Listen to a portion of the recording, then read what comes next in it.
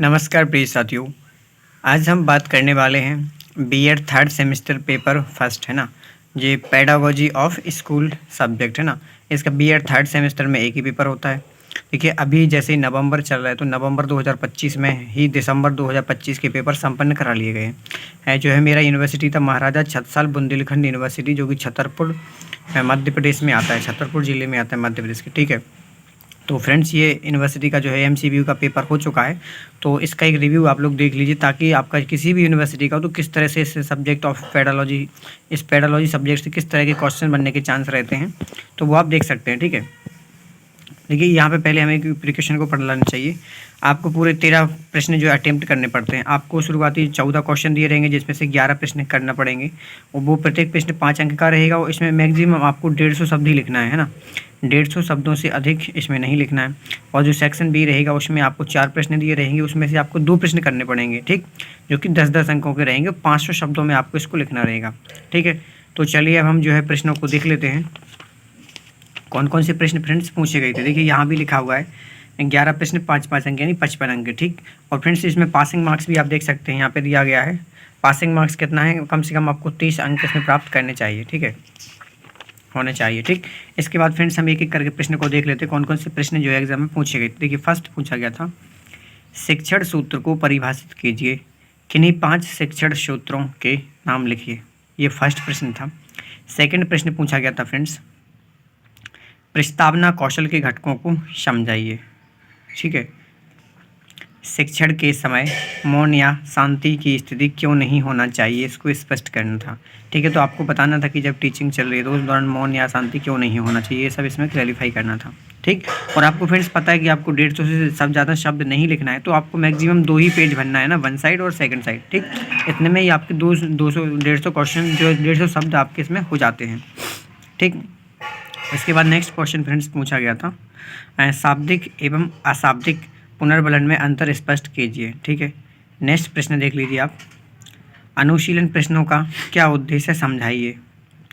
और लास्ट इसके बाद प्रश्न है नियोजित पुनरावृत्ति कौशल को समझाइए। ठीक, तो फ्रेंड्स इतने सिंपल अब पूछे जाते हैं दृष्टांत कौशल के घटकों को समझाइए। ठीक है, इसके बाद हम 8वां प्रश्न देख लेते हैं पुनर्बलन कौशल क्या है, क्या शिक्षण में इसके महत्व को लिखिए, कक्षा शिक्षण में इसके महत्व को लिखिए। ठीक है, क्लास टीचिंग में जो इसका इम्पोर्टेंस क्या है पुनर्बलन का, वो आपको बताना था। ठीक है, इसके बाद का प्रश्न हम देख लेते हैं स्वप्रेरणा, इसको क्या बोलते हैं फ्रेंड्स हम, सेल्फ इंडक्शन क्या है, यह छात्रों के लिए क्यों आवश्यक है। ठीक, बहुत ही सिंपल, मतलब आप जनरली थोड़ा एक अवेयरनेस रखते तो आप ऑटोमेटिकली इसको बहुत अच्छे तरीके से हल कर सकते थे। ऐसा पेपर आया था। उद्दीपन परिवर्तन कौशल को परिभाषित कीजिए, हाव भाव के माध्यम से कैसे उद्दीपन परिवर्तित होता है। 11वां प्रश्न है श्यामपट्ट कौशलों के घटकों को समझाइए। देखिए फ्रेंड्स श्यामपट्ट को इंग्लिश में क्या बोलते हैं, ब्लैक बोर्ड है ना, तो ये आपको ध्यान रखना है तो ब्लैक बोर्ड स्किल क्या है। ठीक है, इसके बाद में क्वेश्चन है प्रभावी संप्रेषण कौशल का शिक्षण प्रक्रिया से क्या संबंध है, स्पष्ट कीजिए। ठीक है, कक्षा प्रबंधन के आवश्यक कारक लिखिए। और फ्रेंड्स हमारा अंतिम प्रश्न था निरंतरता और प्रवाह की प्रश्नों में क्या आवश्यकता है समझाइए। ठीक है, तो फ्रेंड्स 14 प्रश्न ओवरऑल देखिए सेक्शन फर्स्ट में हमको दिए गए थे। इसमें से फ्रेंड्स मैंने जो है 11 प्रश्न ही अटेम्प्ट किए और 3 प्रश्नों को यहाँ पे छोड़ दिया था। ठीक, अब हम चलते हैं सेक्शन बी में, जहाँ पे हमको 4 प्रश्न दिए रहते हैं। इन 4 प्रश्नों में से फ्रेंड्स आपको जो है 2 प्रश्न अनिवार्य रूप से अटेम्प्ट करना है। ठीक है, तो फर्स्ट देखिए 15वां प्रश्न क्या पूछा गया है, सूक्ष्म शिक्षण क्या है, यानी कि इसको माइक्रो टीचिंग कहते हैं। माइक्रो टीचिंग क्या है, सूक्ष्म शिक्षण के लाभ क्या हैं, सीमाएं क्या हैं और उपयोग लिखिए, है ना, ये सब बताना था आपको 10 नंबर में। ठीक, इसके बाद का क्वेश्चन था शिक्षण प्रक्रिया में कौशल का उपयोग क्यों आवश्यक है, शिक्षण में प्रयुक्त कौशलों को विस्तार से समझाइए।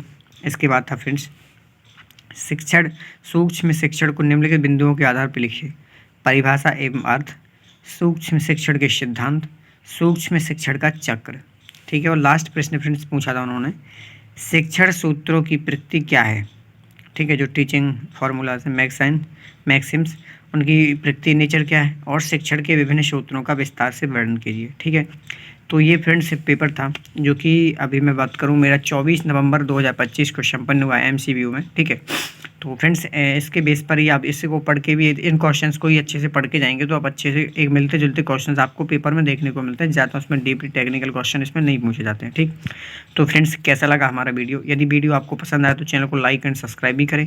और बाकी BEd first semester second semester की जो है पेपर हमने फुल ऑलरेडी वीडियो पर अपलोड कर दिए, चैनल पर अपलोड कर दिए हैं, तो आप चैनल बॉक्स में जाके वहाँ से हमारे इन वीडियोज़ को देख सकते हैं। थैंक यू, धन्यवाद, जय श्री राम।